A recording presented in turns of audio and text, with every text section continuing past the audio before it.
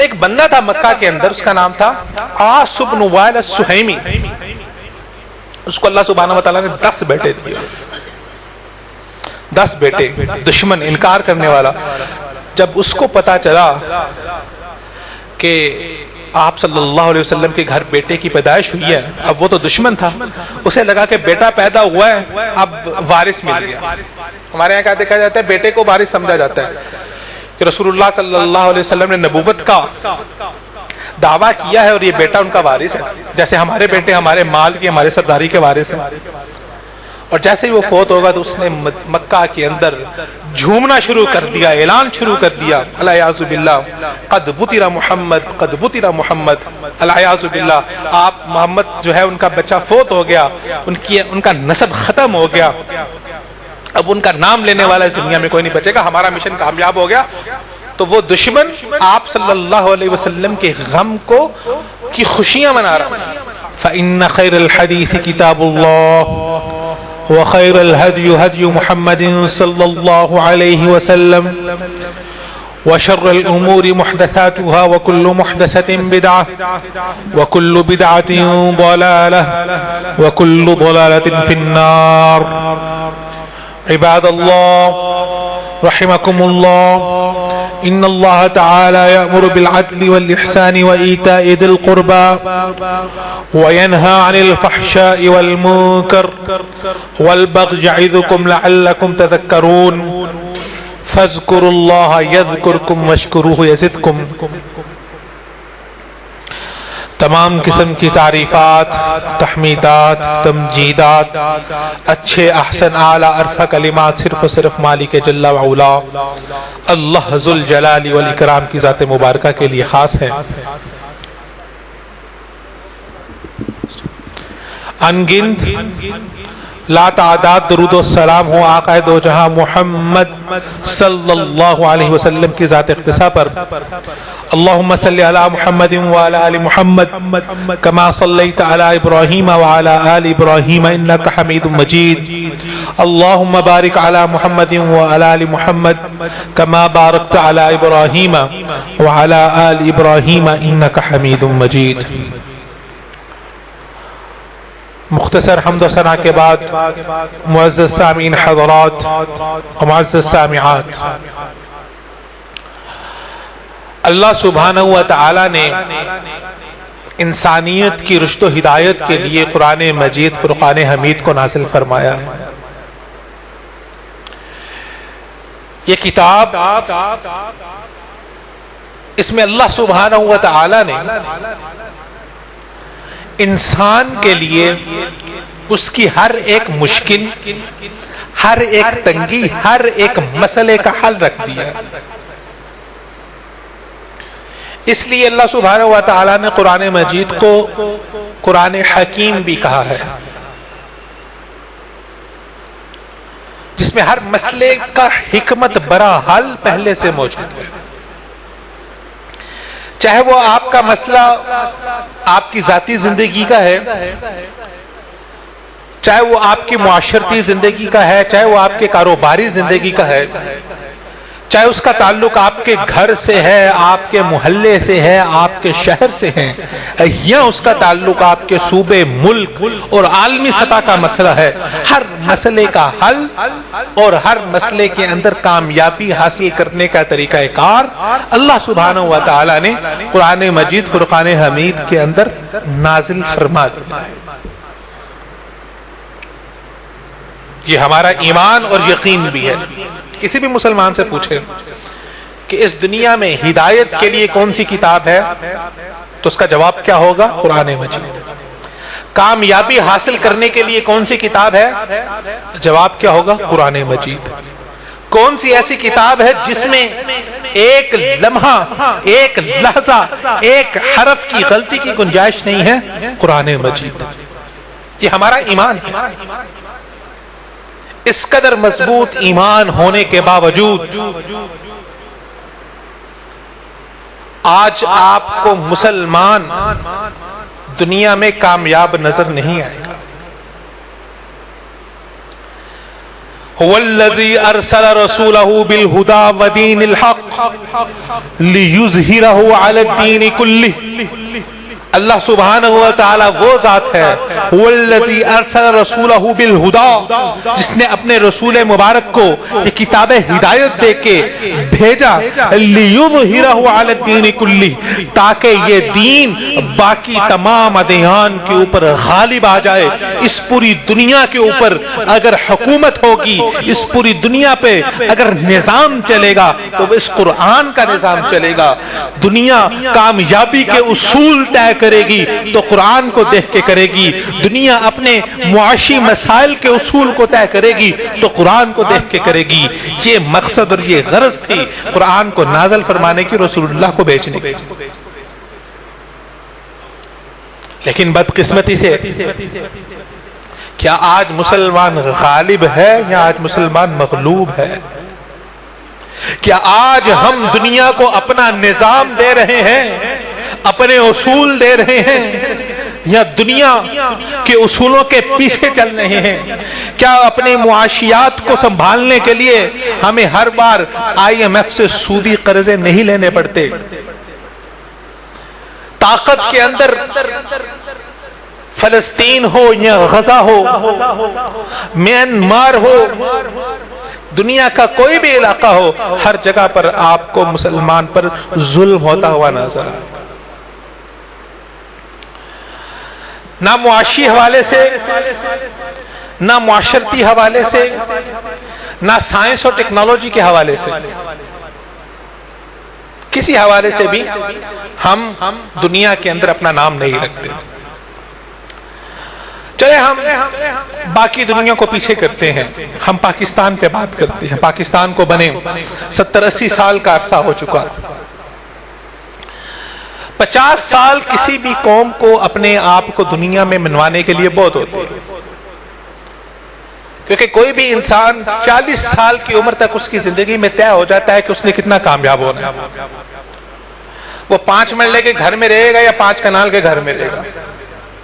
اس کا بزنس 1 دکان کا ہوگا یا 500 دکانوں کا ہوگا. یہ 40-45 سال تک یہ بات طے ہو جاتی ہے. اس کے بعد 50 سال کی زندگی آتی ہے. 50 سال کے بعد تو انسان ریٹائر ہونا شروع ہوتا ہے. آج کل ویسے ہی زندگی 60-65 سال کی اتنی دیر میں پھر آگے اللہ تعالیٰ کی طرف جانے کی تیاری ہوتی ہے. تو 50 سال تک اگر کوئی انسان کوئی بہت بڑا کارنامہ سر انجام نہیں دے سکا تو 50 سال کے بعد چانسز بہت کم ہوتے ہیں کہ وہ دنیا میں کوئی بہت بڑا کام کر لے. 40-45 سال تک کی اس کا فیوچر، اس کا مستقبل طے ہو جاتا ہے. تو پاکستان کو بنے تو 80 سال ہونے والے ہیں. ان 80 سالوں میں نہ ہم سائنس کے اندر ترقی کر سکے، نہ ہم ٹیکنالوجی کے اندر ترقی کر سکے، نہ ہم معاشیات کے اندر ترقی کر سکے، نہ ہم معاشرے کے اندر ترقی کر سکے، کسی حوالے سے ترقی نہیں کر سکے. چلے اس چیز کو چھوڑ دیں، یہ تو دنیا داری کی چیزیں ہیں. ہم تو مسلمان ہیں. پاکستان ہم نے لا الہ الا اللہ کی بنیاد پر حاصل کیا تھا. ہمارا ایمان تو قرآن مجید کے اوپر ہے. یہ تو دنیا داری کی چیزیں، ہم نے تو اس دنیا سے چلے جانا ہے اور اس کے بعد پھر ہمیں سب کچھ تو جنت کے اندر ملنا ہے. تو دنیا کو تو چلو ایک لمحے کے لیے سائڈ پہ رکھتے ہیں. ایٹ لیسٹ اتنا ہوتا، پوری دنیا میں یہ کہا جاتا کہ اگر آپ نے سچائی دیکھنی ہے تو پاکستانیوں کی دیکھ لو، ایمانداری دیکھنی ہے تو پاکستانیوں کی دیکھ لو. جس چیز کے اوپر میڈ ان پاکستان کا ٹیگ لگا ہوگا اس چیز میں کبھی 2 نمبری نہیں ہو سکتی، کیونکہ یہ تو مسلمانوں کا ملک ہے. یہ تو قرآن کو ماننے والوں کا ملک ہے. یہ تو اہل اسلام کا ملک ہے. کیا ہماری پہچان دنیا میں ایک ایماندار قوم کی؟ کیا ہماری پہچان دنیا میں سب سے اعلیٰ معیار کی چیزیں فراہم کرنے والی قوم کی؟ اس سے 100% برعکس ہے. نہ ہم دنیاوی لحاظ سے، نہ ہم دینی لحاظ سے، نہ ہم اخلاقیات کے اعتبار سے، نہ ہم سچائی کے اعتبار سے کسی طرح سے بھی کامیابی کے کوسوں قریب بھی نہیں. اور دنیا کی سب سے اعلیٰ کتاب، سب سے اعلیٰ ہدایت کا نسخہ، سب سے بڑا کامیابی کا نسخہ ہمارے پاس موجود ہے. سینے سے لگا کے رکھا ہوا ہے، مسجدوں میں موجود ہے، موبائلوں میں موجود ہے. قرآن مجید ہمارے پاس ہے، لیکن ہم وہ مظلوم اور وہ معصوم لوگ ہیں کہ ہم اس ہدایت کے نسخے کو اور اس کامیابی کے نسخے کو اپنے سر کے نیچے رکھ کے سوئے ہوئے ہیں اور اس کے اندر سے اپنے لیے کامیابی کے اصول نہیں رہے. مسئلہ کہاں پر ہے؟ وہ زمانے میں معزز تھے مسلمان ہو کر، وہ زمانے میں معزز تھے مسلمان ہو کر، ہم خار ہوئے تاریخ قرآن ہو کر. وقال الرسول یا رب ان قوم اتخذوا هذا القرآن مہجورا. قیامت کا دن ہوگا، رسول اللہ صلی اللہ علیہ وسلم کی بارگاہ میں جب ہم حاضر ہوں گے تو رسول اللہ صلی اللہ علیہ وسلم اللہ کی بارگاہ کے اندر ہماری شکایت لگائیں گے، یا رب، اے میرے رب، ان قوم اتخذوا هذا القرآن مہجورا، میری اس قوم نے قرآن مجید کو سرے پسے پش ڈال دیا تھا. تو میرے بھائیوں، قرآن مجید کے ساتھ اپنے تعلق کو مضبوط کیجیے. اگر دنیا میں کامیابی چاہیے، دنیا میں ہدایت چاہیے، اللہ رب العزت کے ساتھ تعلق کی مضبوطی چاہیے، تو قرآن مجید کو ایک نئے زاویے سے دیکھنے کی ضرورت ہے، اس کے اوپر غور و خوض کرنے کی ضرورت ہے. اللہ تعالیٰ فرماتے ہیں افلا يتدبرون القرآن ام على قلوب اقفالها. یہ قرآن مجید کے اوپر تدبر کیوں نہیں کرتے، غور و خوض کیوں نہیں کرتے؟ ام على قلوب اقفالها، یا ان کے دلوں کے اوپر تالے پڑ گئے. وَلَقَدْ يَسَّرْنَا الْقُرْآنَ لِلذِّكْرِ فَهَلْ مِن مُدَّكِرٍ. بلا شبہ ہم نے قرآن کو آسان کر دیا ہے سمجھنے والے کے لیے، غور کرنے والے کے لیے. فَهَلْ مِن مُدَّكِرٍ، اللہ تعالیٰ آپ سے مخاطب ہے. فَهَلْ مِن مُدَّكِرٍ، کہ تم میں سے کوئی ہے جو قرآن کو کھول کے سمجھنے کی ذرا کوشش کرے؟ کتنی مرتبہ ہم نے قرآن کو کھول کے سمجھنے کی کوشش کی. رمضان المبارک میں بس ایک مرتبہ اوپر سے انگلی لگا کے پڑھ لیتے ہیں، نماز تراویح کے اندر سن لیتے ہیں. اتنا بڑا نسخہ کیمیا ہمارے پاس ہے اور ہم اس سے فائدہ حاصل نہیں کر رہے. اللہ تعالیٰ نے فرمایا نا افلا یتدبرون القرآن، قرآن مجید کے اوپر تدبر کیوں نہیں کرتے؟ تو تدبر کا جو لفظ ہے عربی زبان میں یہ بہت اہمیت کا حامل ہے. دبر عربی زبان میں کسی بھی چیز کی پشت کو کہتے ہیں. ایک ہوتا ہے اوپر والا حصہ اور ایک ہوتا ہے نیچے والا حصہ. جو نیچے والا حصہ ہے اسے کیا کہتے ہیں؟ پشت. جسے عام پنجابی زبان کے اندر ہم پیندہ بھی کہتے ہیں، کسی چیز کا پیندہ ہونا. تو ایک ابتدا ہے اور ایک انتہا ہے. تدبر اس غور و خوض کو کہا جاتا ہے جس کے ابتدا صرف سطح سے نہیں ہوتی، اس کے لیے آپ کو گہرائی میں اترنا پڑتا ہے. اتنی گہرائی میں اترنا پڑتا ہے کہ آپ اس کی پشت اور اس کے پیندے تک پہنچ جاتے ہیں. اتنی گہرائی. افلا یتدبرون القرآن، اتنا تدبر، اتنا غور، اتنا خوض قرآن مجید کے اوپر. اور پھر جن لوگوں نے اس قرآن مجید پر غور و خوض کیا ان لوگوں کی زندگیاں کیسے تبدیل ہوئیں. ایسا نہیں ہے کہ یہ صرف ایک دعویٰ ہے. اعتراض کرنے والا اعتراض کر سکتا ہے کہ آپ بہت دعوے کر رہے ہیں کہ قرآن کے اندر تو بہت ہدایت ہے، بہت کامیابی ہے، تو کوئی مثال بھی تو دکھائیں کہ کسی نے قرآن مجید کے اوپر غور و خوض کیا اور اس کو کامیابی مل گئی ہو.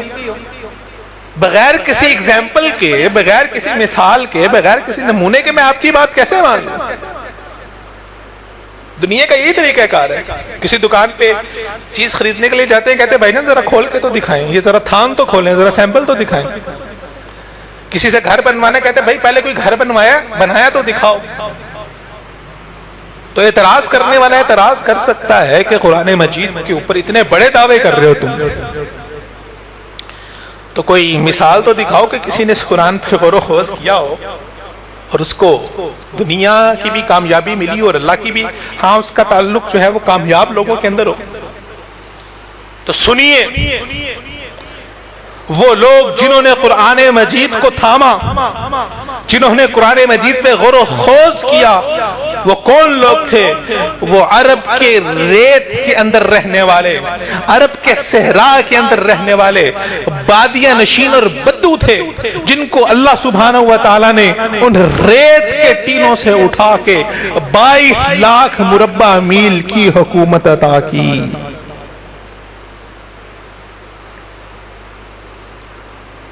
مثال سورج کی طرح واضح اور عیاں ہے۔ عرب جو تھے بادیہ نشین سے، بادیہ نشین وہ ہوتے ہیں، اگر آپ سمجھنا چاہیں تو عام زبان کے اندر آپ نے دیکھا ہوگا کہ کچھ لوگ، کوئی بھی خالی جگہ ہوتی ہے، ہمارے ہاں لاہور میں کچھ جگہ خالی ہیں تو وہاں پر کچھ لوگ آ کر جھگیاں بنا لیتے ہیں اور وہاں پہ رہنا شروع کر دیتے ہیں۔ تو جو جھگیوں کے اندر رہ رہے ہوتے ہیں ان کو بادیہ نشین کہتے ہیں، کیونکہ ان کا طریقہ کار یہ تھا کہ وہ صحرا کے اندر سفر کرتے تھے، جہاں ان کو پانی ملتا تھا وہاں پہ ڈیرا لگا کے بیٹھ جاتے تھے۔ نہ ان کے پاس کوئی معاشرت تھی، نہ کوئی معیشت تھی، بس وہاں پر رہتے تھے، جانور ہوتے تھے، جانور چرتے تھے، اسی سے اپنا گزر بسر کرتے تھے۔ یہ ان کا طریقہ کار تھا رہنے کا۔ اور اس دور کے اندر ایسا نہیں تھا کہ سب لوگ اس طرح رہتے تھے، نہیں، اس دور میں دو بہت بڑی بڑی سیولائزیشنز، دو بہت بڑی بڑی قومیں تھیں جو اس وقت اس دور کی سائنس اور ٹیکنالوجی کے عروج پر تھیں۔ ایک تھی روم کی سلطنت اور دوسری تھی ایران، کیسر و کسرا کی سلطنت۔ ایک کیسر بادشاہ ہوتا تھا اور ایک کسرا ہوتا تھا۔ آپ ان لوگوں کا آرکیٹیکٹ دیکھیں، کیا کمال قسم کی دیو ہیکل بڑی بڑی عمارتیں بنائی ہوئی ہیں، اور اگر آپ وہ دیکھنا چاہتے ہیں تو اس کے آثار آپ کو مصر کے اندر مل جائیں گے، اور حالیہ سعودیہ کے اندر بھی اگر آپ سفر کرنا شروع کریں تبوک کی جانب کا، تو جہاں پر اردن کا بارڈر آتا ہے وہاں پر آپ کو کئی ہزار سال پرانی سیولائزیشن کے ان لوگوں نے پہاڑوں کو، اتنی جدید ٹیکنالوجی ان کے پاس تھی کہ پہاڑوں کو انہوں نے تراش کے اندر گھر بنائے ہوئے تھے۔ آج بھی اتنی ہیوی مشینری ہونے کے باوجود جو کام آپ اتنی مشکل سے کرتے ہیں، اور اس کے اوپر کیا کمال قسم کے نقش و نگار بنائے ہوئے تھے، کیا نفاست، ان کے پاس آرکیٹیکٹ تھا، ان کے پاس ٹیکنالوجی تھی۔ آپ ہڑپا کی سیولائزیشن اور موہنجو داڑو کی سیولائزیشن کے بارے میں کبھی پڑھے؟ دنیا کا سب سے بہترین پانی کی نالیوں کا سسٹم، یعنی کہ ان کے پاس پانی نہیں تھا تو انہوں نے جو ان کے پاس سمندر اور دریا جو بہتا تھا، اس دریا کے پانی کو موڑا اور پورے شہر کے اندر نالیوں کے ذریعے سے پورا پانی بہتا تھا۔ ایسا کمال نظام تھا۔ تو ایسا نہیں تھا کہ اس دور کے اندر سب لوگ بادیہ نشین ہوتے تھے، نہیں، بہت بڑی بڑی حکومتیں تھیں، بہت بڑی بڑی سلطنتیں تھیں، ان کے پاس طاقت بھی تھی، ان کے پاس اس دور کا جدید اسلحہ بھی تھا، سب کچھ تھا، لیکن عرب بادیہ نشین تھے۔ رہنے کا ڈھنگ نہیں تھا، بیٹی پیدا ہوتی تھی تو زندہ درگور کر دیتے تھے، کوئی اخلاقیات نہیں تھی، کوئی انصاف نہیں تھا، جنگل کا قانون تھا۔ اسلام آیا، قرآن آیا، قرآن مجید کو سمجھا کہ وہی لوگ تھے، وہ زمانے میں معزز تھے، مسلمان ہو کر اللہ سبحانہ و تعالی نے زمین کی بستیوں سے اٹھایا اور آسمان کی بلندی اور چوٹیوں پہ پہنچا دیا۔ دنیا بھی دی، دین بھی ملا۔ ربنا آتنا فی الدنیا حسنہ وفی الآخرۃ حسنہ، اے اللہ دنیا بھی حسنہ عطا فرما اور آخرت بھی حسنہ عطا فرما۔ حضرت عبد الرحمن بن العوف رضی اللہ تعالی عنہ قرآن مجید کے اصولوں کے مطابق بزنس کرنے والے، تجارت کرنے والے، قرآن کے اصولوں کے مطابق جب تجارت کی، سچائی پر مبنی تجارت کی، نقد پر مبنی تجارت کی، اگر کوئی انسان چیز خریدنے کے بعد واپس کرنے آتا تو اس سے واپس بھی لیتے۔ تو جب حضرت عبد الرحمن بن عوف رضی اللہ تعالی عنہ اس دنیا سے رخصت ہوئے تو جانتے ہیں کہ کتنے بڑے سرمایے کے مالک تھے۔ اگر آج کے حساب سے اس کی کیلکولیشن کی جائے تو آج کا دور اور اس دور کو ذرا آپ اس کا موازنہ کریں۔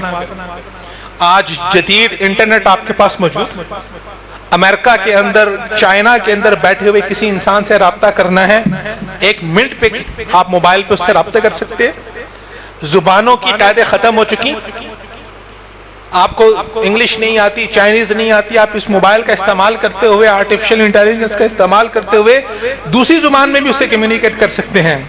فاصلے کتنے سمٹ گئے، تیز رفتار گاڑیاں، ٹرینیں، جہاز، بحری جہاز، سب کچھ موجود ہے۔ کتنا جدید دور ہے۔ اس دور میں سفر کیسے ہوتا تھا؟ ہاتھوں سے چلنے والی کشتیوں پر اور اونٹوں کے اوپر۔ اس کے باوجود آج دنیا کا جو سب سے امیر ترین انسان ہے، حضرت عبد الرحمن بن عوف رضی اللہ تعالیٰ عنہ کی اس دنیا سے جاتے ہوئے جو ان کی ویلتھ تھی، جو ان کی نیٹ ورتھ تھی، وہ آج کے دنیا کے امیر انسان سے بھی 10 گنا زیادہ ہے۔ کون سے بزنس سکول میں گئے تھے حضرت عبد الرحمن بن عوف؟ کہاں سے لیے تھے وہ اصول؟ اس قرآن مجید سے لیے تھے۔ تو قرآن مجید، فرقان حمید میرے بھائیوں، ہمارے ہر مسئلے کا حل ہے۔ ہمیں اس کے اوپر غور کرنے کی ضرورت ہے۔ آج کے انشاءاللہ العزیز اس مختصر سے جمعۃ المبارک کے اندر ہم قرآن مجید کی ایک سب سے چھوٹی سورت کے اوپر ایک نئے انداز سے غور کرنے کی کوشش کریں گے، اور یہ آپ سب کے لیے دعوت فکر ہے کہ قرآن مجید کو اس طرح سے اپنی زندگیوں میں شامل کیجئے، پھر دیکھیے کہ آپ کو اپنے تمام مسائل کا حل اس قرآن مجید میں ملے۔ 2 صورتیں ایسی ہیں جو قرآن مجید میں سب سے مختصر ہے، اور یہ وہ صورتیں ہیں جو ہر ایک مسلمان کو آتی ہیں، بلکہ جب سے ہی بچہ بولنا شروع کرتا ہے تو ہمارے گھروں کے اندر بچے کو یہ 2 صورتیں یاد کروائی جاتی ہیں۔ پہلی صورت ہے قل هو اللہ احد اللہ الصمد لم یلد ولم یولد ولم یکن لہ کفوا احد، اور دوسری صورت کون سی ہے؟ انا اعطیناک الکوثر فصل لربک وانحر ان شانئک هو الابتر۔ اگر غور کیا جائے تو یہ دونوں صورتیں پورے دین اور پورے قرآن مجید کا خلاصہ ہے، اور عمومی طور پر اکثر اوقات لوگ نماز کے اندر جن کو قرآن مجید کی زیادہ صورتیں نہیں آتی، وہ انہی دونوں صورتوں کی تلاوت کرتے ہیں، یا سورۃ الناس پڑھ لیتے ہیں، یا قل هو اللہ پڑھ لیتے ہیں، یا انا اعطیناک الکوثر پڑھ لیتے ہیں۔ مختصر بھی ہیں اور ہر بندے کو آتی بھی ہیں۔ تو اللہ سبحانہ و تعالیٰ نے کہا کہ اگر کوئی انسان پورا قرآن نہیں پڑھ سکتا، کم از کم یہ 2 صورتیں تو ہر ایک مسلمان پڑھتا ہے اور بار بار پڑھتا ہے، تو انہی دونوں صورتوں کے اندر اللہ رب العزت نے پورے قرآن اور دین کا خلاصہ شامل کر دیا۔ قل هو اللہ احد، اللہ رب العزت کی پہچان ہے لا الہ الا اللہ، اور سورۃ الکوثر رسول اللہ صلی اللہ علیہ وسلم کی شان مبارکہ محمد الرسول اللہ، لا الہ الا اللہ محمد الرسول اللہ۔ قل هو اللہ، لا الہ الا اللہ کی تعریف ہے، لا الہ الا اللہ کی پہچان ہے، اور انا اعطیناک الکوثر محمد الرسول اللہ صلی اللہ علیہ وسلم کی پہچان ہے۔ قرآن مجید اللہ رب العزت نے ایک یونیورسل بک، ایک عالمی کتاب بنا کے بھیجا، کیونکہ قرآن کے بعد کوئی اور کتاب نہیں آنے والی۔ قرآن سے پہلے کئی کتابیں آئی ہیں، تورات، زبور، انجیل، اس کے علاوہ بہت سے صحیفے اللہ سبحانہ و تعالیٰ نے بہت سے انبیاء پر نازل فرمائے، بہت سے دین بھی آئے، لیکن قرآن سے پہلے جتنے بھی صحیفے، کتابیں، دین اور انبیاء آئے وہ عالمی نبی نہیں تھے، وہ عالمی کتابیں نہیں تھیں، نہ عالمی تھی نہ عالمگیر تھی۔ ایک ہوتا ہے کسی چیز کا عالمی ہونا کہ وہ دنیا کے ہر ایک کونے کے لیے اسی طرح سے مفید ہے، اور عالمگیر ہونا کہ رہتی دنیا تک کے لیے بھی مفید ہے۔ دنیا میں کوئی بھی ٹیکنالوجی آتی ہے، ایک وقت آتا ہے اس کے بعد ختم ہو جاتی ہے، وہ عالمگیر نہیں ہوتی۔ یہ موبائل ہے، آج سے 10 سال پہلے موبائل کی ٹیکنالوجی اور تھی، آج اور ہے۔ یہ موبائل آج سے 20 سال کے بعد شاید کوئی بچہ بھی استعمال نہ کرے، کیونکہ یہ ٹیکنالوجی عالمگیر نہیں ہے، یہ محدود وقت کے لیے ہے۔ اسی طرح اللہ سبحانہ و تعالیٰ نے جو پہلی کتابیں نازل فرمائی وہ بعض اوقات کسی مخصوص علاقے کے لیے ہوتی تھی۔ مثال کے طور پہ وہ کتاب اللہ سبحانہ و تعالیٰ نے وہ صحیفہ فیصل آباد کے لیے نازل کیا، تو اس میں فیصل آباد کے جو مسائل ہیں، جو ایشوز ہیں، ان کے اوپر بات ہوئی۔ کسی ایک علاقے کسی ایک خاص جغرافیے کے لیے نبی کو بنا کے بھیجا گیا، لیکن جب قرآن رسول اللہ کی بات آئی تو رسول اللہ بھی رسول العالم تھے، وما ارسلناک الا رحمتا للعالمین، اور قرآن مجید بھی عالمی کتاب بھی ہے اور عالمگیر کتاب بھی۔ اس لیے ضروری تھا کہ قرآن مجید کو اس طرح سے نازل کیا جائے کہ اس کے اندر صرف اصولی باتیں کی جائیں، صرف اصول دیے جائیں، تاکہ ہر زمانے میں، ہر جدید زمانے میں غور کرنے والا جب بھی اس قرآن مجید پہ غور کرے تو اس کو اس مسئلے کا حل اپنے دور کے مطابق کر لے۔ اس لیے آپ کو قرآن مجید میں تفصیلات نہیں ملے۔ مثال کے طور پہ ایک دن میں کتنی نمازیں فرض ہیں؟ 5۔ کیا 5 نمازیں فرض ہونا، نماز اقیم الصلاۃ تو ہمیں ملتا ہے، لیکن 5 نمازوں کی تعداد کیا اس کی تفصیل ہمیں قرآن میں ملتی ہے؟ نہیں۔ ہر نماز کی کتنی رکعتیں ہیں، کیا ہمیں اس کی تفصیل قرآن میں ملتی ہے؟ نہیں۔ کس رکعت میں کیا پڑھنا ہے، رکوع میں کیا پڑھنا ہے، سجدے میں کیا پڑھنا ہے، کیا اس کی تفصیل ہمیں قرآن سے ملتی ہے؟ نہیں۔ اللہ تعالیٰ نے اصولی بات کی، اقیم الصلاۃ، نماز قائم کرو۔ نماز پڑھنی کیسی ہے؟ رسول اللہ نے فرما دیا صلو کما رأیتمونی اصلی، نماز اس طرح سے پڑھو جس طرح سے مجھے پڑھتے ہوئے دیکھا ہے۔ تو قرآن مجید اور سیرت النبی یہ بالکل ساتھ ساتھ چلتے ہیں۔ قرآن کو سمجھنا ہے تو سیرت کو سمجھنا بہت ضروری ہے۔ آج کل کی جدید ماڈرن میتھڈالوجی آف ایجوکیشن بات کرتی ہے، کہتی ہے کہ دنیا کے اندر ہارورڈ کی جو یونیورسٹیز ہیں، لندن کی جو یونیورسٹیز ہیں، امریکہ کی جو یونیورسٹیز ہیں، وہ کہتے ہیں کہ لرننگ ماڈل جو ہے نا وہ ہونا چاہیے پی بی ایل بیس۔ پی بی ایل بیس لرننگ ماڈل کیا ہوتا ہے؟ اسے ہم کہتے ہیں پرابلم بیس لرننگ۔ ہمارے ہاں بچے جب اسکول جاتے ہیں تو ان کو کیا ہوتا ہے کہ ان کو میٹرک کے اندر کتابیں دے دی جاتی ہیں، انہوں نے بس وہ یاد کرنی ہوتی ہے، سمریاں یاد کر رہے ہیں اور لکھ کے آ جاتے ہیں۔ وہ کہتے ہیں کہ نہیں، یہ طریقہ کار بہت پرانا ہو چکا۔ اب بچوں کو اس طرح سے پڑھایا جائے کہ جب وہ کلاس میں آئے تو ان کے سامنے ایک مسئلہ پیش کیا جائے کہ یہ مسئلہ اس کو حل کرو، اور اس مسئلے کو حل کرنے کے لیے ان کو جس جس چیز کی ضرورت ہے، ان کو اس مسئلے کو حل کرنے کے لیے فزکس کی ضرورت ہے، میتھ کی ضرورت ہے، ٹیکنالوجی کی ضرورت ہے، اے آئی کی ضرورت ہے، وہ پڑھیں اور مسئلے کا حل کریں۔ ہمارے ہاں یونیورسٹیز میں انجینئرز بن جاتے ہیں لیکن مشین چلانی نہیں آتی۔ تو دنیا کیا بات کر رہی ہے؟ P B L model, problem base learning. تعلیم ایسی ہو جو کسی مسئلے کا حل پیش کرے، ورنہ تعلیم کا فائدہ نہیں، صرف رٹا بازی نہیں ہونی چاہیے۔ سبحان اللہ، دنیا آج یہ بات کر رہی ہے۔ اللہ سبحانہ و تعالیٰ نے 1400 سال پہلے اس قرآن مجید کو اللہ رب العزت نے پی بی ایل ماڈل کے اوپر، پرابلم بیس لرننگ کے اوپر نازل کیا۔ یہ قرآن کیسے نازل ہوا؟ ایک تو اللہ رب العزت نے لیلۃ القدر کی رات میں عرش سے پہلے آسمان پہ نازل کر دیا، اور اس کے بعد 23 سال کے عرصے میں رسول اللہ صلی اللہ علیہ وسلم کے قلب اطہر پر نازل ہوا۔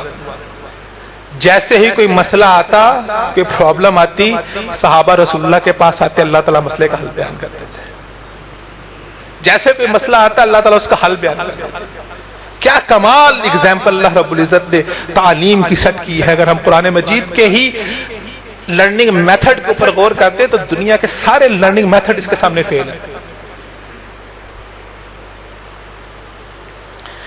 اس لیے قرآن مجید کو پڑھنے کے لیے وہ 23 سال کا جو عرصہ ہے رسول اللہ صلی اللہ علیہ وسلم کی زندگی کا، کہ یہ کون سی آیت کس جگہ پر کس موقع پر نازل ہوئی، اس کا سیاق کیا تھا، کیا حالات تھے، کن حالات کو سامنے رکھتے ہوئے وہ قرآن نازل ہوا، اور اللہ تعالیٰ نے ان آیات میں ان مسائل کا حل اس طرح سے نازل کیا۔ پھر آپ آج کے دور کے اندر اسی مسئلے کو اپنے ذات دیکھتے ہوئے اس کا حل نکال سکتے ہیں۔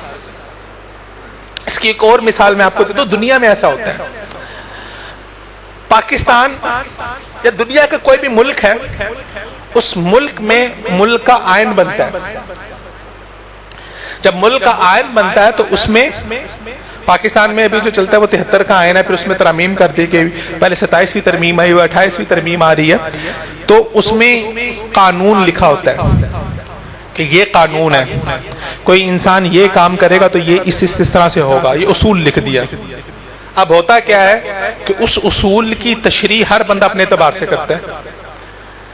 پچھلی حکومت کے اندر جب پارلیمنٹ میں تحریک عدم اعتماد پیش کی گئی تو اس کے اوپر جو قومی اسمبلی کے سپیکر تھے انہوں نے قانون کی تشریح اپنے مطابق کر دی۔ انہوں نے کہا کہ جی یہ تحریک عدم اعتماد بنتی ہی نہیں ہے، تو یہ قانون لکھا تھا، اس کی تشریح میں نے یہ کر دی۔ اسے ہم کہتے ہیں انٹرپریٹیشن، استنباط کرنا، اجتہاد کرنا، تشریح کرنا۔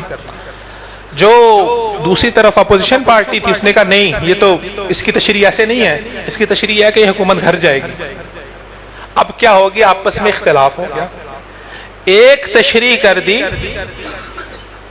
اسپیکر اسمبلی نے اور ایک تشریح کر دی اپوزیشن پارٹی نے، تو حل کیا، حل کیسے ہوگا؟ کہا کہ جی اس کو سپریم اتھارٹی کی طرف لے جاؤ، مسئلہ جائے گا کہاں پر؟ سپریم کورٹ میں، وہاں پر بیٹھے ہوئے جج، وہاں پر بیٹھے ہوئے وکیل، ایک اپوزیشن کا وکیل ہے، ایک گورنمنٹ کا وکیل ہے، ہر بندہ اس قانون کی تشریح میں اپنے اپنے دلائل دے رہا ہے۔ ایٹ دی اینڈ اس اصول کی تشریح اور اس کا ضابطہ کس نے طے کرنا ہے؟ وہ سپریم کورٹ کے اوپر جو بیٹھا ہوا جج ہے۔ تو اللہ تعالیٰ نے فرمایا فَإِن تَنَازَعْتُمْ فِي شَيْءٍ، اس قرآن مجید کی تشریح میں کسی جگہ میں تمہارے اندر اختلاف ہو گیا۔ کوئی کہتا ہے کہ اللہ تعالیٰ نے فرمایا اقیموا الصلاۃ، نماز اس طرح سے پڑھو تو نماز کا طریقہ کار یہ ہوگا، دوسرا کہتا ہے نہیں نماز کا طریقہ کار یہ ہوگا۔ پریکٹیکل چیز ہے، عملی چیز ہے، جہاں پر انسانیت کا معاشرہ ہوگا وہاں پہ اختلاف ہوگا، تشریح میں اختلاف ہوگا۔ کرنا کیا ہے؟ فَرُدُّوا إِلَى اللَّهِ وَالرَّسُولِ، تو آپ نے جب اختلاف ہو گیا تو مسئلے کو سپریم اتھارٹی اللہ اور اس کے رسول کی طرف لٹا دینا ہے۔ جہاں پر قرآن مجید اور حدیث آ گئی وہاں پر سر تسلیم خم کر دینا ہے۔ تو قرآن مجید کی بعض آیات یا بعض صورتیں مکی ہیں اور بعض صورتیں مدنی ہیں۔ مکہ کے چیلنجز بالکل اور تھے، اس لیے مکی صورتوں کے اندر آپ کو جو اس کا ترتیب، اس کا اسلوب بالکل مختلف نظر آئے گا۔ وہاں پر وہ لوگ تھے جو اللہ کا انکار کرنے والے تھے، جو دشمن تھا اور واضح دشمن تھا اور سامنے کھڑا تھا، تلوار نکال کے کھڑا تھا اور سینہ کھول کے، سینہ تان کے کھڑا تھا، کہہ رہا تھا ہاں میں دشمن ہوں، میں تمہیں نہیں عبادت کرنے دوں گا، میں تمہیں اسلام نہیں ماننے دوں گا، میں اللہ کو نہیں مانتا۔ وہ سامنے آ کے انکار کرتا تھا، دشمن تھا لیکن نسلی دشمن تھا، نسلی دشمن تھا، سامنے کھڑا تھا، پیٹھ پہ وار کرنے والا نہیں تھا۔ تو اللہ تعالیٰ نے کہا کہ اس کو اللہ کی پہچان کرو۔ مکی صورتوں کے اندر اللہ سبحانہ و تعالیٰ نے اپنی پہچان کروائی۔ پھر بعد میں رسول اللہ صلی اللہ علیہ وسلم، ابھی سیرت کے موضوع پہ نہیں ہم جاتے کیونکہ ایک طویل موضوع ہے اور وقت ہمارے پاس کم ہے۔ پھر مدنی، رسول اللہ مدینہ تشریف لے آئے، مدنی صورتیں ہوئیں۔ اب مدینہ کے اندر جو دشمن تھا وہ نسلی دشمن نہیں تھا، وہ پیٹھ پہ وار کرنے والا تھا، وہ چھرا گھونپنے والا تھا، وہ منافق تھا۔ تو انسان کو زندگی میں دو طرح کے دشمن ملتے ہیں، یا اس کو سامنے سینہ تان کے کھڑا ہو کر اس کے ساتھ آنکھوں میں آنکھیں ڈال کے مقابلہ کرنے والا دشمن ملتا ہے، یا سازشیں کرنے والا دشمن ملتا ہے۔ سازشیں کرنے والے دشمن سے کیسے نبٹنا ہے اس کے تبار اصول آپ کو مدنی صورتوں میں ملیں گے، لیکن وہ دشمن جو سینہ تان کے آپ کے سامنے کھڑا ہے اس سے کیسے نبٹنا ہے، اس کے دیے ہوئے غم کو کیسے بلانا ہے، اس کی تفصیل آپ کو مکی صورتوں میں ملے گی۔ تو سورۃ الکوثر بنیادی طور پر مکی صورت ہے۔ اللہ تعالیٰ فرماتے ہیں انا اعطیناک الکوثر، اے پیارے حبیب ہم نے آپ کو کوثر عطا کر دیا۔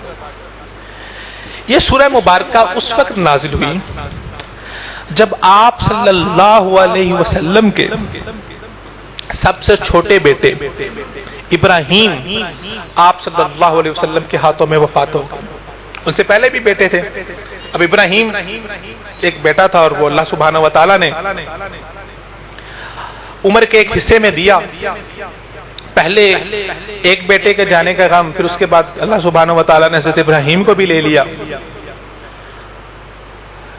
جو روایات ہمیں ملتی ہیں، بعض روایات میں پتہ چلتا ہے کہ 18 ماہ کے تھے، بعض روایات میں تھے کہ 5-6 سال کے تھے۔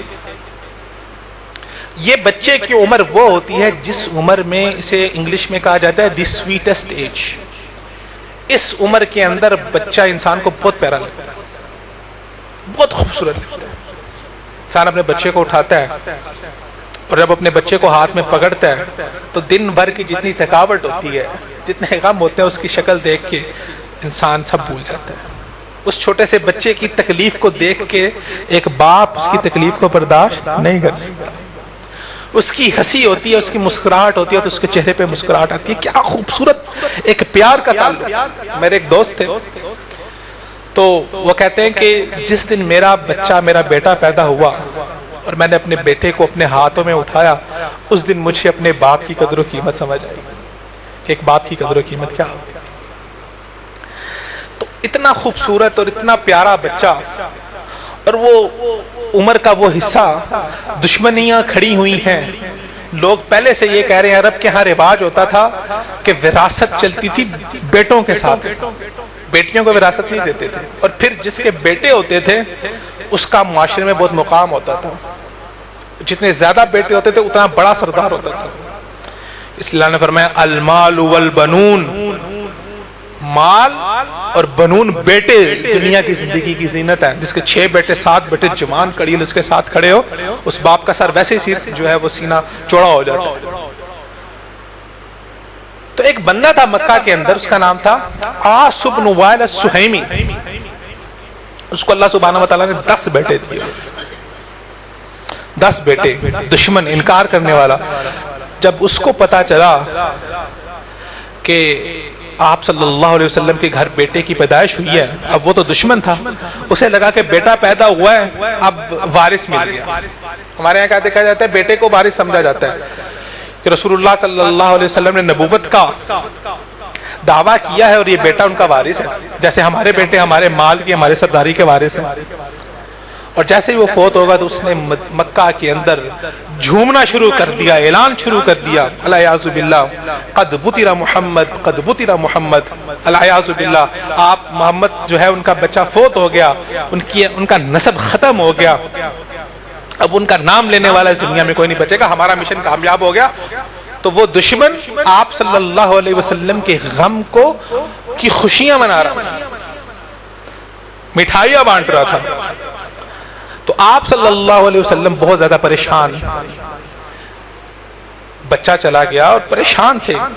ایک دن صحابہ فرماتے ہیں کہ آپ صلی اللہ علیہ وسلم نے ہمیں نماز پڑھائی اور پریشانی کے عالم میں آپ صلی اللہ علیہ وسلم بیٹھے تھے اور آپ اپنا چہرہ نیچے کیا ہوا تھا کہ اچانک آپ نے اپنا سر اٹھایا اور آپ کے چہرے پر خوشی کے آثار نمودار تھے۔ صحابہ نے پوچھا یا نبی اللہ کس چیز کی خوشی ہے؟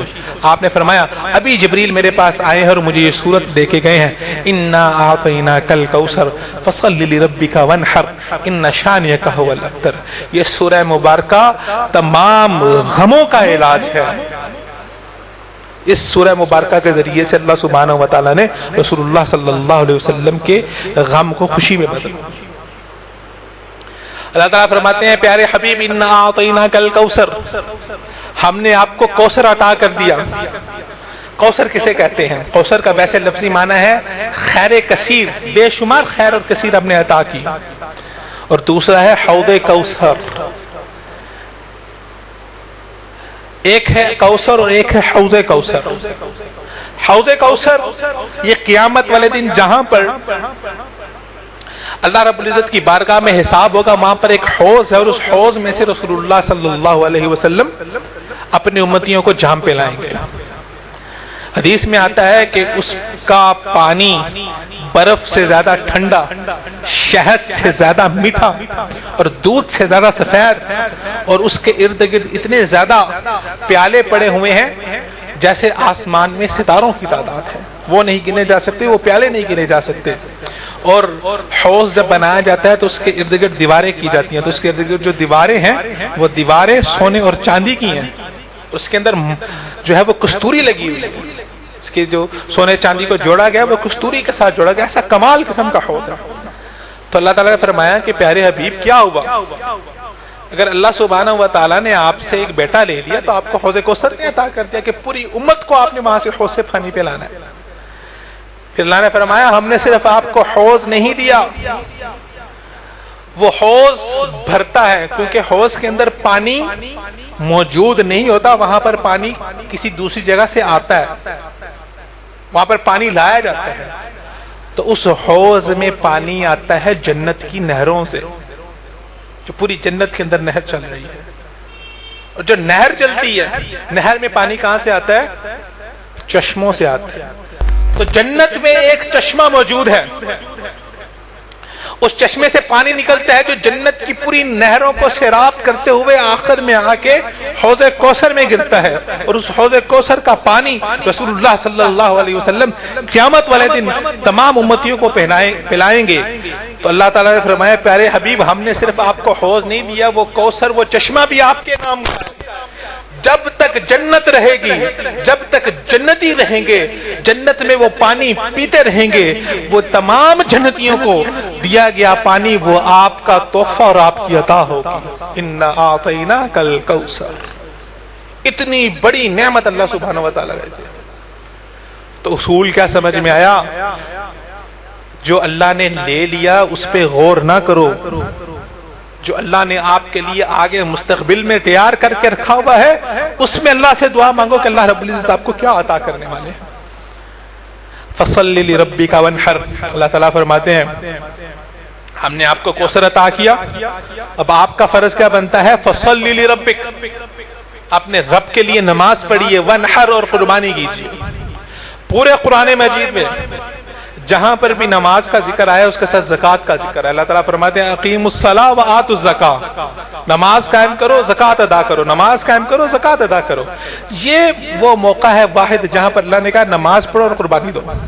اور قربانی بھی کون سی؟ وانحر, نحر کرو. قربانی دو طرح سے ہوتی ہے, ایک ہوتی ہے ذبیحہ اور ایک ہوتا ہے نحر. ذبیحہ کیا جاتا ہے بکرے کو, گائے کو, اور نحر کیا جاتا ہے اونٹ کو. اور اونٹ اس دور کے اندر سب سے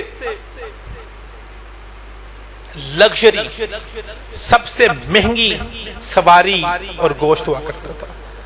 اور اونٹ کی سواری کون کیا کرتے تھے؟ جو سردار اور جو بڑے سیٹھ اور جو انڈسٹریلسٹ ہوتے تھے نا اس دور کے, وہ. اگر آپ اونٹ کو سمجھنا چاہتے ہیں تو آج کل کے دور کے اندر ایک لیگزس, اچھی لیگزس جو 20-25 کروڑ روپے کی آتی ہے, اسی کوالٹی اسی لیول کا وہ اونٹ کی مالیت, اور وہ اونٹ اس دور میں اس کوالٹی اور اس لیول کا ہوتا ہے. اللہ تعالیٰ نے فرمایا ونحر, اللہ میرے حبیب نحر کیجیے. اب مکہ میں رہتے ہوئے رسول اللہ کے تو اتنے وسائل نہیں تھے کہ آپ ایک اونٹ بھی خرید سکتے. آپ صلی اللہ علیہ وسلم کی سب سے پہلی اونٹنی وہ حضرت ابوبکر رضی اللہ تعالیٰ عنہ نے آپ کے لیے تیار کی تھی, جس پہ بیٹھ کے آپ صلی اللہ علیہ وسلم ہجرت کر کے مدینہ تشریف لے کے آئے تھے. تو وہ سب سے پہلے اونٹنی تھی, آپ کے پاس تو وسائل نہیں تھے. تو اس میں اللہ سبحانہ و تعالیٰ نے رسول اللہ کو خوشخبری دی کہ پیارے حبیب ایک وقت آنے والا ہے جب اللہ سبحانہ و تعالیٰ آپ کو اتنا عطا کریں گے کہ آپ اللہ کی راہ کے اندر نہر پہ نہر کریں گے. اور پھر چشم فلک نے وہ دن بھی دیکھا جب خطبہ حجت الوداع تھا کہ رسول اللہ صلی اللہ علیہ وسلم نے خطبہ حجت الوداع کے موقع پر اپنی جانب سے اللہ سبحانہ و تعالیٰ کے رستے میں 100 اونٹ نہر کی, جو حضرت علی رضی اللہ تعالیٰ عنہ لے کے آئے تھے. 63 اونٹ رسول اللہ نے اپنے ہاتھ سے نہر کیے, باقی حضرت علی رضی اللہ تعالیٰ عنہ نے رسول اللہ کی جانب سے نہر. 100 اونٹوں کا مطلب ہے آج کل کے دور میں اربوں روپے کی قربانی, اربوں روپے کی قربانی. فَصَلِّ لِرَبِّكَ وَانْحَرْ. آج اللہ نے کوئی چیز چھین لی ہے, مال لے لیا, نقصان ہو گیا, کوئی انسان دھوکہ کر کے چلا گیا, کوئی انسان فراڈ کر کے چلا گیا, پریشان نہیں ہونا, غمگین نہیں ہونا. فَصَلِّ لِرَبِّكَ وَانْحَرْ. رب کے لیے نماز پڑھی, اللہ کے راستے میں خرچ کیجئے. وقت آنے والا ہے کہ اللہ رب العزت آپ کو اس کا نعم البدل اس سے بڑھ کے عطا فرمائے گا. اور میں اکثر یہ کہتا ہوں کہ جس انسان کا حق کوئی مار کے لے جائے, ویسے تو اپنے حق کے لیے کھڑا ہونا چاہیے, لیکن کسی نے آپ کے پیسے مار لیے, آپ نہیں کچھ کر سکے, کسی نے آپ کے ساتھ زیادتی کر دی، آپ نے اپنی کوشش کی اپنا حق لینے کی، نہیں حق لے سکے، رب کعبہ کی قسم جس انسان کے ساتھ ایسا ہوتا ہے، میں نے اپنی آنکھوں سے دیکھا، اللہ سبحانہ و تعالیٰ نے ان کو اس کے بعد اس سے کئی گنا بڑھا کے دیا، اور جو انسان حق مارنے والا ہے وہ ایک نہ ایک دن سکنجے کے نیچے آتا ہے۔ اللہ کی لاٹھی بہت بے آواز ہے۔ ہمارے لاہور کے اندر ایک بہت مشہور نام گوگی بٹ، شاید آپ نے بھی سنا ہوگا، ایک وقت میں کتنا بڑا اس کا نام تھا، لاہور کی جس جگہ پہ جاتا قبضہ کر لیتا، کسی کی جرت نہیں تھی، اور بیٹھا ہوا تھا باہر دبئی کے اندر۔ اس کو کہا کہ مجھے کس نے آج ڈالا، لیکن جب اللہ رب العزت کی پکڑ آئی تو کہاں سے اٹھا کے کہاں پر لا کے اور کیسی موت دی۔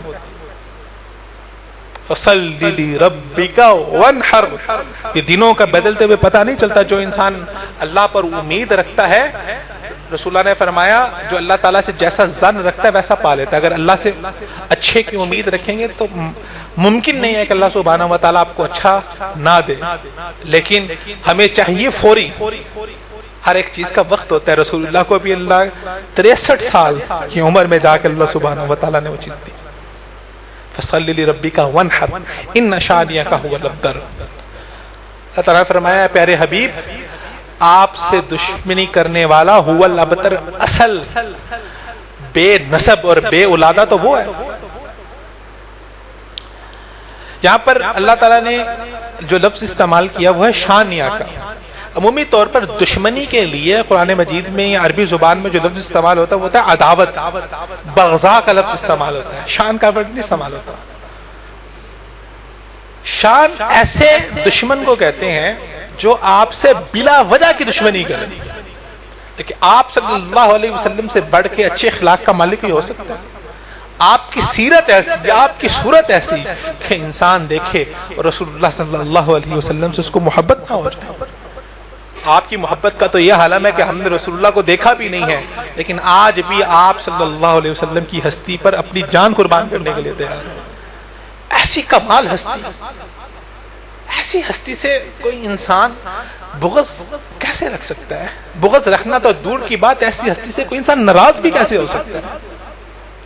فرمایا کہ یہ جو بلا وجہ کی دشمنی آپ سے لے گئے، بیٹا بعض اوقات انسان کے ذہن میں آ جاتا ہے شاید میں نے کوئی کسی انسان کے ساتھ زیادتی نہ کی ہو، میں نے کسی کا میں نے اس کو کوئی برا بھلا نہ کہہ دیا۔ فرمایا نہیں پیارے حبیب، آپ اگر وہ آپ سے دشمنی کر رہا ہے تو اس میں آپ کی خطا نہیں ہے، وہی بلا شبہ هو الابتر، بے نسل اور بے اولادہ۔ پھر دنیا نے دیکھا، آج 1400 سال گزر گئے، 1400 سال گزرنے کے بعد بھی جیسے ہی رسول اللہ صلی اللہ علیہ وسلم کا نام آتا ہے ہماری زبانوں سے بے ساختہ صلی اللہ علیہ وسلم نکلتا ہے، ہمارے ہونٹوں پہ ایک مسکراہٹ آتی ہے، رسول اللہ کا نام لے کے دل میں محبت کے جذبات آتے ہیں۔ آج 1400 سال گزرنے کے بعد بھی وَرَفَعْنَا لَكَ ذِكْرَكَ، رسول اللہ کا نام تو بلند ہو گیا، اگرچہ آپ کا وارث ان کا بیٹا نہیں تھا، لیکن آج بھی 1400 سال بعد جس کے بہت بڑے بڑے بیٹے اور مال اور سب کچھ تھا، آج 1400 سال بعد بھی هو الابتر، اس کو اچھے الفاظ میں یاد نہیں کیا جا رہا۔ یہ ہے وہ وراثت، یہ ہے وہ لیگسی۔ وراثت مال سے نہیں ہے، وراثت اولاد سے نہیں ہے، وراثت انسان کے نام سے ہے کہ اس کی زندگی کے اندر ایسی زندگی گزاری ہو کہ جانے کے بعد بھی لوگ کہیں کہ کیا کمال اور کیا اچھا انسان تھا۔ اور جس انسان کے جانے کے بعد لوگ یہ کہیں چلا گیا تو چلیں، فوت ہو گیا کسی کے بارے میں بات نہیں کرنی چاہیے لیکن کام اس کے اچھے نہیں تھے، تو وہ انسان ورفعنا، جیسے رسول اللہ کا ذکر بلند ہوا۔ ایک عربی شاعر کہتا ہے دقات قلب المرء قائلۃ لہ ان الحیات دقائق وثوانی، انسان کے دل کی دھڑکن انسان کو بار بار کہہ رہی ہے یہ زندگی چند منٹ اور چند سیکنڈ کی ہے، فرفع لنفسک بعد موتک ذکرہا، اس دنیا میں رہتے ہوئے کوئی ایسا کام کر جا جو تیرے مرنے کے بعد بھی تیرے نام کو زندہ رکھے۔ فالذکر للانسان عمر ثانی، انسان کے اس دنیا سے جانے کے بعد جو اس کا ذکر ہوتا ہے وہ انسان کی دوسری زندگی ہوتی ہے۔ تو اللہ سبحانہ و تعالیٰ سے دعا ہے کہ اللہ سبحانہ و تعالیٰ ہمیں قرآن مجید فرقان حمید کو سمجھنے کی توفیق عطا فرمائے اور اس سے ایسے ہدایت لینے کی توفیق عطا فرمائے جس سے ہم اپنے مسائل کے حل، اپنے غمیوں کے حل، اپنے پریشانیوں کے حل قرآن مجید سے کریں اور اس قرآن مجید کو اس طرح سے اپنی زندگی میں شامل کریں کہ ہماری زندگی بھی بہتر ہو اور آخرت بھی بہتر ہو۔ اقول قولی ھذا استغفر اللہ لی ولکم وجمیع المؤمنین والمؤمنات والسلام علیکم ورحمۃ اللہ وبرکاتہ۔